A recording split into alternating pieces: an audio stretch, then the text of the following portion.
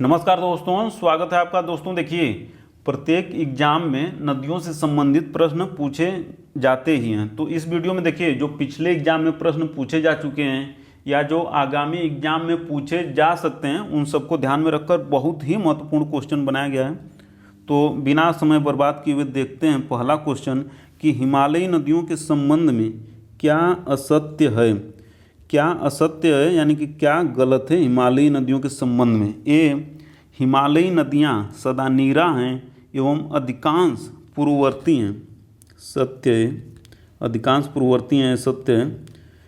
B, ये वृक्षाकार प्रतिरूप का निर्माण करती हैं तथा मुहाने पर डेल्टा बनाती हैं, यह भी सत्य है। सी, की नौ परिवहन के लिए उपयुक्त नहीं है, गलत है क्योंकि नौ परिवहन के लिए उपयुक्त हैं। डी, की स्रोत क्षेत्र में गहरी घाटियों एवं गार्ज का निर्माण करती हैं तथा मैदानी क्षेत्रों में विसर्प का निर्माण करती हैं, तो यह भी सत्य है। और सबसे महत्वपूर्ण है दोस्तों, 3-4 चीज़ें यहाँ से समझ लेना है कि जैसे कि पूर्ववर्ती नदी किसे कहते हैं।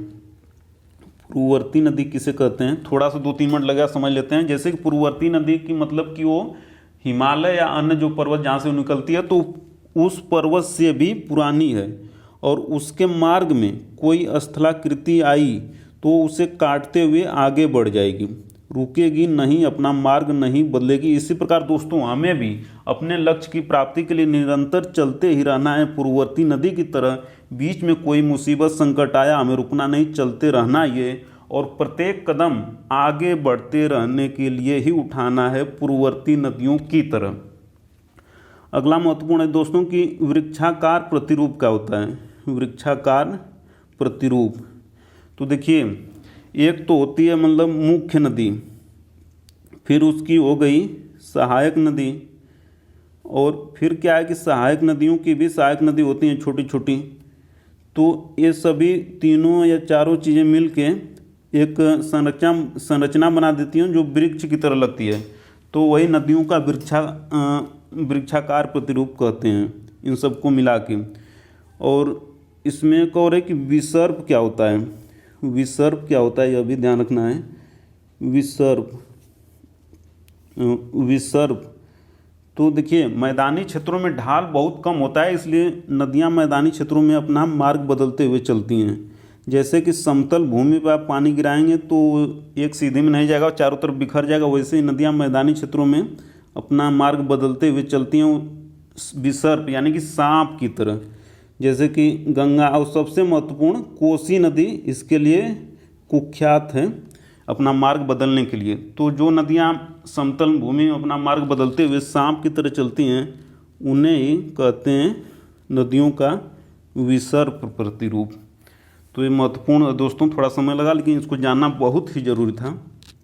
और इसमें एक और महत्वपूर्ण है दोस्तों, एक महत्वपूर्ण चीज़ और है कि नौ परिवहन के लिए उपयुक्त नहीं है हिमालयी नदियाँ, ऐसा कहा गया है। गलत है क्योंकि हिमालयी नदियाँ नौ परिवहन के लिए उपयुक्त हैं। सबसे महत्वपूर्ण देखिए कि राष्ट्रीय जलमार्ग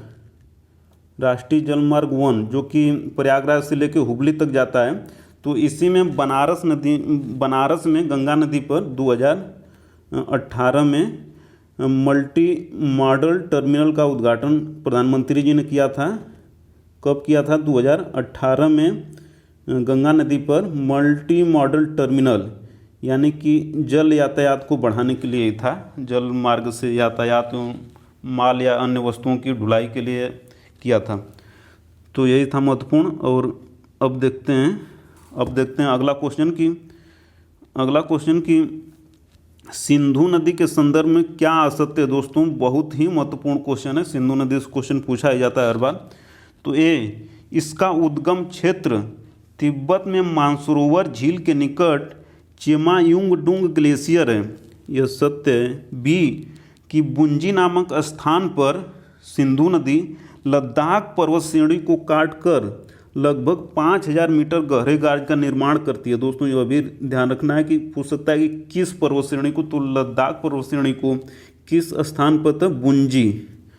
और सी, की सिंधु नदी में पाकिस्तान के मिठानकोट के पास पंचनद मिलता है। यह भी सत्य है दोस्तों, मिठानकोट को याद रखना है। और डी कि भारत एवं पाकिस्तान के बीच सिंधु जल समझौता 1965 में हुआ, लिखा है गलत है, क्योंकि यह समझौता हुआ था कब हुआ था? 1960 में ही हो गया था, 1960 में ही हो गया था। और 1960 में हुआ था। भारत की तरफ से नेहरू जी ने और पाकिस्तान की तरफ से अयूब खान ने इस पर सिग्नेचर किया था। देखते हैं अगला क्वेश्चन कि झेलम वितस्ता नदी के संदर्भ में क्या सत्य है। देखिए, झेलम नदी को ऋग्वैदिक काल में वितस्ता नदी कहा जाता था। तो झेलम नदी के संदर्भ में क्या सत्य पूछा है? ए, इसका उद्गम क्षेत्र वेरिनाग झील है, सत्य है। बी, यह बूलर झील से होकर बहती है तथा श्रीनगर झेलम नदी के तट पर ही है, यह भी सत्य है।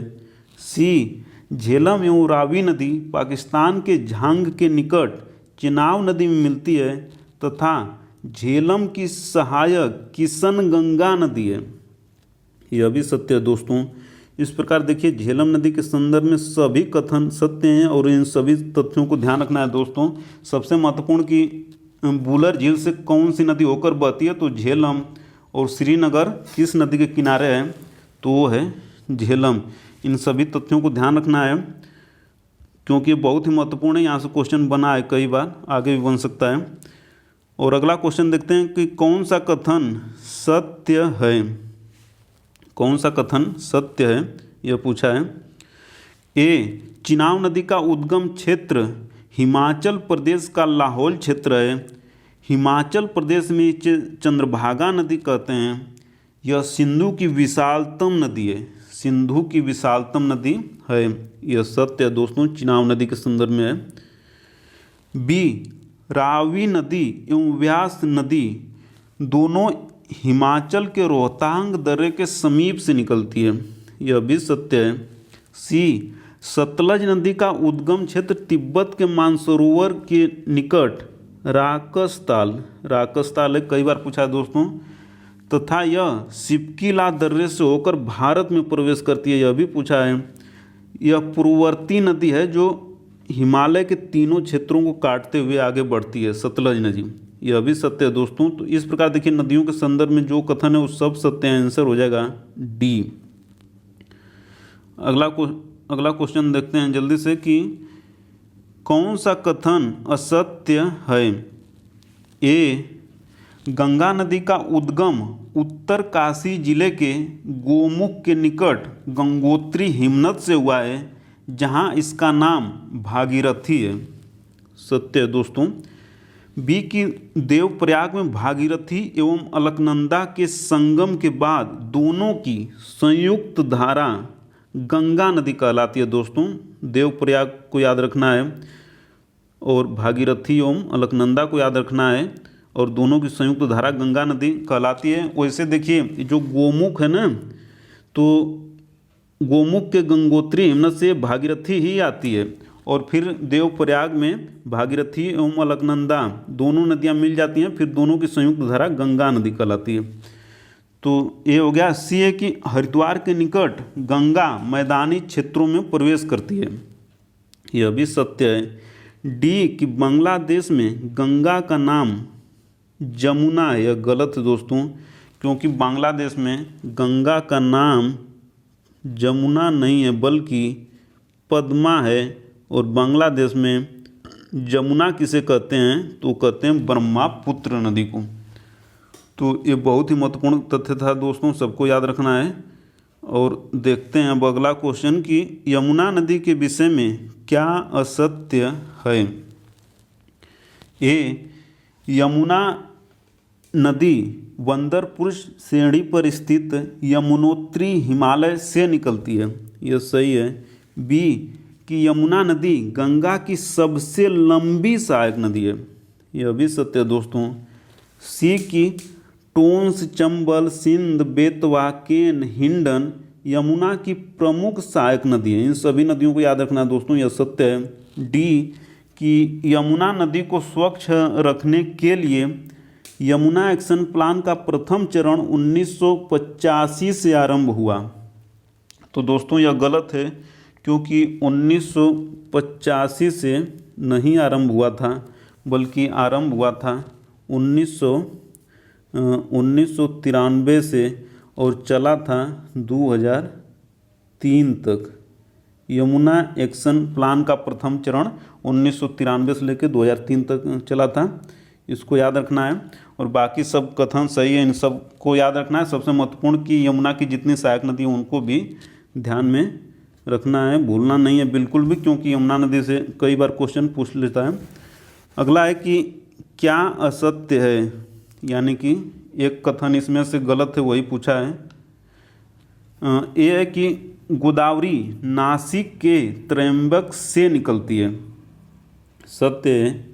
बी, गोदावरी की प्रमुख सहायक नदियां हैं दूधना, पूर्णा, प्राणहिता, इंद्रावती, सबरी, मूला एवं मंजरा, यह भी सत्य है दोस्तों। इन गोदावरी की सहायक नदियों को भी याद रखना है। और सी, पलार नदी का उद्गम क्षेत्र कर्नाटक का कोलार क्षेत्र है, कर्नाटक का कोलार क्षेत्र है एवं यह अरब सागर में गिरती है, यह गलत है दोस्तों। देखिए, पलार नदी का उद्गम क्षेत्र कर्नाटक का कोलार है, यहाँ तक सत्य है, किंतु यह अरब सागर में नहीं गिरती है, बल्कि बंगाल की खाड़ी, वे ऑफ बंगाल में गिरती है। कौन सी? पलार नदी। और पलार नदी देखिए 3 राज्यों से होकर बहती है। नदी छोटी है, लेकिन लोकेशन के कारण वो 3 राज्यों से होकर बहती है, तो उन तीनों राज्यों का याद रखना। जैसे एक तो कि कोलार से निकलती है तो कर्नाटक में बहती है, फिर देखिए आंध्र प्रदेश में बहती है, और अंतिम जो है तमिलनाडु में पलार नदी है। पलार नदी बहती है मतलब तमिलनाडु में। तो इन 3 राज्यों में बहती हुई बंगाल की खाड़ी, बंगाल की खाड़ी यानी कि वे ऑफ बंगाल में गिर जाती है पलार नदी। इन सभी तथ्यों को याद रखना है। कर्नाटक, आंध्र प्रदेश और तमिलनाडु में बहती है, यह भी महत्वपूर्ण है आगामी एग्जाम के लिए। और डी है कि वैगई नदी पाक की खाड़ी में गिरती है, यह सही है। वैगई नदी पाक की खाड़ी में गिरती है और तमिलनाडु में बहती है, तमिलनाडु में। और यहाँ पे देखिए मदुरई एवं रामनाथपुरम इसी वैगई नदी के किनारे तमिलनाडु का क्षेत्र है, इन सबको भी ध्यान रखना है। और देखते हैं अगला क्वेश्चन कि निम्नलिखित नदियों के संबंध में क्या असत्य है, यानी कि गलत है। यह कि कृष्णा नदी का उद्गम क्षेत्र महाराष्ट्र का महाबलेश्वर पहाड़ी है तथा इसकी सहायक नदियां हैं कोयना, यरला, वर्णा, दूधगंगा, पंचगंगा, घाट प्रभा, मालप्रभा, भीमा, मूसी एवं तुंगभद्रा। दोस्तों ये सही है। सबसे महत्वपूर्ण देखिए कि उद्गम क्षेत्र कहाँ है, पूछा अनेक बार, तो महाबलेश्वर पहाड़ी और सहायक नदियाँ भी मिलाने को देता है, तो याद रखना है। बी, भारत पूजा केरल की सबसे लंबी नदी है, भारत पूजा केरल की सबसे बड़ी नदी है, सबसे बड़ी नदी है दोस्तों, यह सत्य है। सी, कि पेरियार केरल की सबसे बड़ी नदी है, यह गलत है, क्योंकि पेरियार केरल की सबसे बड़ी नहीं बल्कि लंबी नदी है। और डी, मैटूर परियोजना तमिलनाडु में कावेरी नदी के तट पर है, यानी कावेरी नदी पर मैटूर परियोजना, यह सत्य है। और सबसे महत्वपूर्ण कि देखिए बड़ी नदी का मतलब हो गया दोस्तों ना कि उस नदी में कितना जल है, जल की मात्रा के आधार पे बड़ी नदी बोला जाता है। और लंबी नदी का मतलब ये है कि लंबी कितनी है, उसकी लंबाई कितनी है, नदी की लंबाई कितनी है, ये होता है। बड़ी नदी का मतलब होता है कि उसमें कितना जल कितना है, इसके आधार पे बड़ी छोटी बोला जाता है। थोड़ा शब्दावली का अंतर है बस। और अगला क्वेश्चन देखते हैं दोस्तों।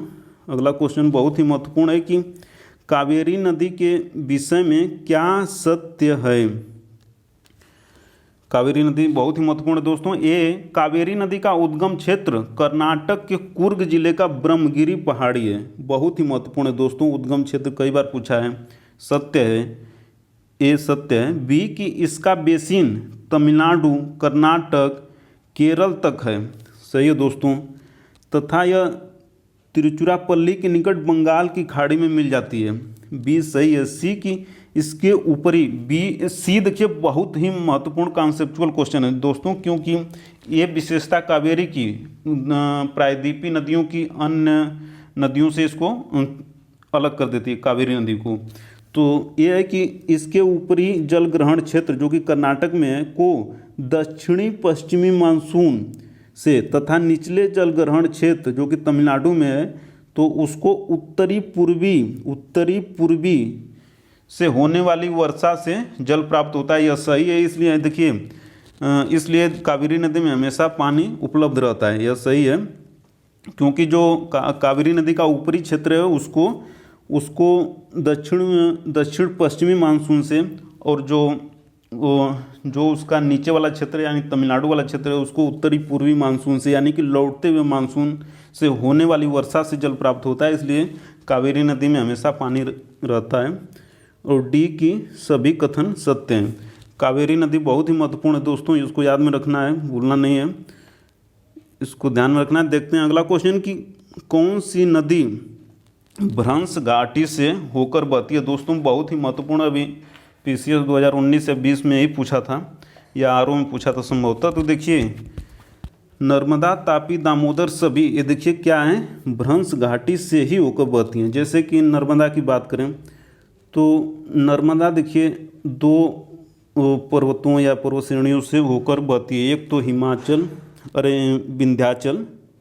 विंध्याचल पर्वत श्रेणी और दूसरा सतपुड़ा। विंध्याचल पर्वत श्रेणी और सतपुड़ा इन दोनों से होकर बहती है नर्मदा। और तापी देखिए सतपुड़ा और अजंता पर्वत श्रेणी, सतपुड़ा एवं अजंता पर्वत श्रेणी के बीच से कौन बहती है, तापी। और नर्मदा विंध्याचल एवं सतपुड़ा पर्वत श्रेणी के बीच से नर्मदा। और दामोदर देखिए, दामोदर मतलब कि छोटा नागपुर पठार एवं रांची के पठार से दामोदर नदी बहती है। तो तीनों नदियां भ्रंश घाटी से होकर बहती हैं, इसको ध्यान रखना है। तो आज इतना ही वीडियो तक दोस्तों, और थोड़ा वीडियो लंबी हो गई लेकिन बहुत ही महत्वपूर्ण था जिसको छोड़ा नहीं जा सकता था। तो वीडियो को अंत तक देखने के लिए, लाइक शेयर कमेंट एवं सब्सक्राइब करने के लिए आपका प्रेम पूर्वक बहुत बहुत धन्यवाद दोस्तों, बहुत बहुत धन्यवाद।